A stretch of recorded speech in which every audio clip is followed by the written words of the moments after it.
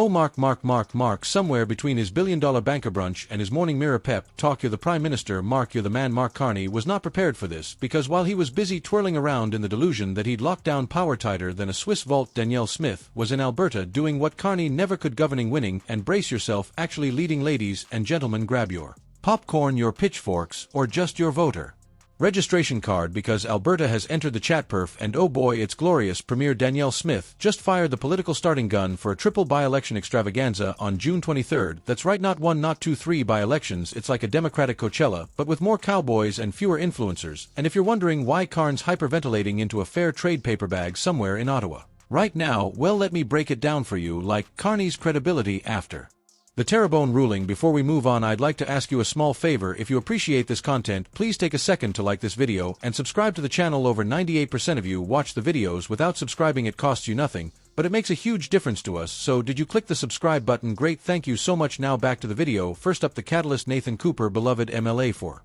Oldsbury Three Hills and the UCP's own quiet thunderbolt, just dropped his seat and upgraded to Alberta's senior diplomatic post in Washington, D.C. Yes, from Alberta's legislative debates to negotiating across from career diplomats in D.C., it's the political equivalent of going from riding a prairie bull to piloting a stealth bomber. Midnight resignation check, shock announcement check. Mark Carney crying into his Artisanal kombucha triple check, because with Cooper stepping aside and Danielle Smith wasting no time in calling a by-election, the chessboard just exploded. And unlike Ottawa, where you need a UN interpreter to understand liberal logic, this move is crystal clear. Alberta isn't waiting for permission to lead, and get this, Cooper didn't just win his riding in 2023, he obliterated the competition. We're talking 29% of the vote. That's not a victory, that's a political KO. That's knocking out your opponent in the first second of the first round, and then reviving them just to knock them out again. And now with the UCP running a new candidate in this by-election, the Liberals are so far out of the race they're basically watching from Pluto. Meanwhile, the Republican Party of Alberta, yes, that's a thing now, is running their party leader,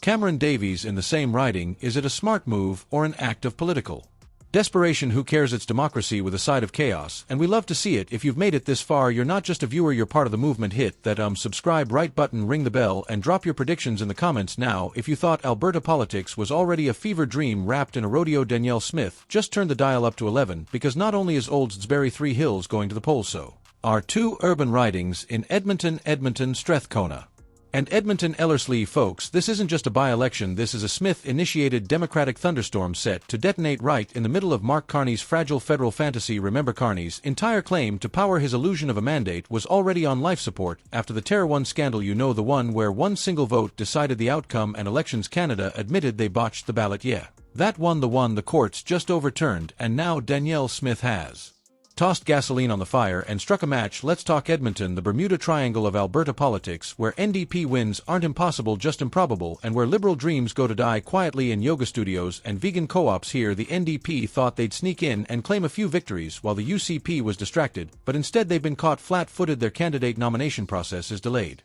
disorganized, and basically held together with duct tape and a dream they're showing up to a democracy potluck, empty-handed, hoping no one notices they forgot the casserole. And by casserole we mean a candidate. On the other hand, the UCP is locked, loaded, and mobilized. Their candidates are rolling out like precision-engineered combine harvesters, while the NDP is still fiddling with the ignition on their tricycle. Meanwhile, Elections Alberta is stepping in with laser-focused. Chief Electoral Officer Glenn McClure is ready to referee this three-part electoral brawl: voter registration, seamless ID checks, ironclad, and with over 50 accepted forms of identification, including your gym membership, library card, and possibly your dog's vaccination record, there's no excuse not to vote. June 23rd is the day. Advanced polls open June 17th, and every political junkie in the country just can-led their camping plans. And now, back to Mark Carney. Picture it, a dimly lit conference room in Ottawa. Carney pacing like a caffeinated stockbroker, mumbling, "This wasn't supposed to happen, I had the mandate." But every time he says it out loud, Danielle Smith wins another seat, and the ghost of democratic integrity floats by, humming, "Oh Canada."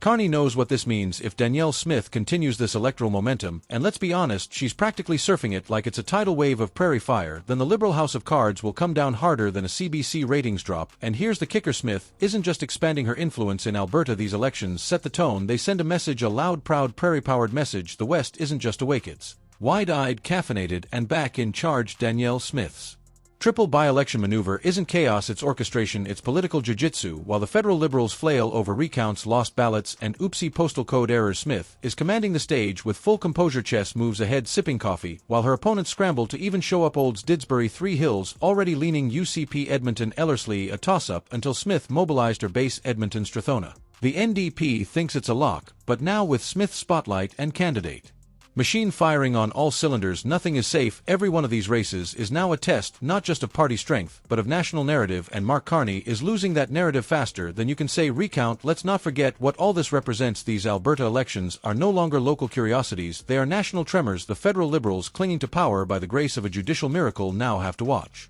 their western flank ignite, and the Governor-General, she's watching too. Because if these by-elections shift the tone, if Danielle Smith's political wildfire starts jumping ridings, then we're not talking about just Alberta anymore, we're talking about the inevitability of a new national election triggered not by scandal, not by pressure, but by the sheer erosion of the Liberal stronghold, one court case, one by-election at a time, and the cherry on top. Carney has nothing to offer but platitudes, polling and press conferences that say nothing at all. He's the emperor with no majority, a banker cosplaying as a prime minister, while the real leaders are out winning elections on the ground. While Mark Carney hides behind bureaucrats and carbon pricing charts, Danielle Smith is doing what leaders are supposed to do, giving people a choice. And guess what? That scares the living daylights out of Carney.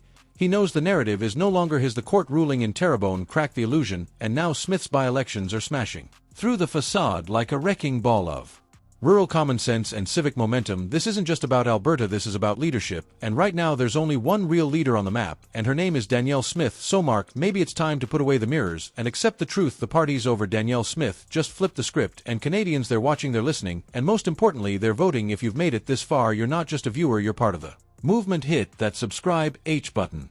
Ring the bell and drop your predictions in the comments. Who wins the triple by-election? Can Carney cling to his crumbling throne? And is it time to prepare for a full-blown federal showdown? Because Alberta's rising Smith is surging and the winds of change are blowing hard across the Rockies. This isn't over, this is just getting started. Stay sharp, stay free, stay loud all.